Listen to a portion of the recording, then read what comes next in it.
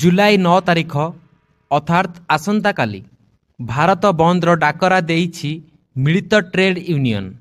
तेणु एही स्ट्राइक को नहीं प्रथमे जानिबा आसंता काली कौन खोला रहिबो और कौन बंद रहिबो। एही स्ट्राइक रे आसंता काली देशर समस्त घरोई और जातीयकरण बैंक बंद रहिबो, कारण बैंक कर्मचारी माने एही स्ट्राइक रे सामिल हेउछंती। देशर 10टी प्रमुख केंद्रीय ट्रेड यूनियन एही बंद डाकरा देइथिबारु सेमानंक सहयोगी संगठन बैंक, बीमा, पोस्टाल, कोयला माइन्स, हाईवे कर्मचारी संघ, निर्माण संगठन, परिवहन संगठन प्रमुख एही स्ट्राइक रे सामिल हेबाकू सहमति प्रकाश करिसंती। जानिबा काहींकी ए आंदोलन सरकारंक श्रमिक कर्मचारी मारण नीति विरोध रे ट्रेड यूनियन एही बंद डाकरा देइछि। ट्रेड यूनियन गुड़िकर अभियोग रही कि केंद्र सरकार देश में श्रमिक मानक अधिकार को गौण करी विशेष लाभ कॉर्पोरेट हाउस और पुंजीपति मानक लाभ देउछंती।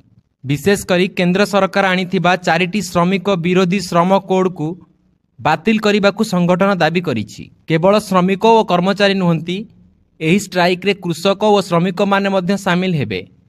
अनुमान करा जाउछि कि देश में 30 रु 35 कोटी कर्मचारी एही आंदोलन को समर्थन करी आसंता काली राजरास्ता को ओह्लाइबे।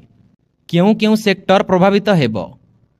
आसंता काली हेबाकू थिबा स्ट्राइक रे अनेक सेक्टर प्रभावित हेबो, जेमिति कि बैंकिंग और फाइनेंस सेक्टर, डाक विभाग, कोल माइन्स और फैक्ट्री और परिवहन।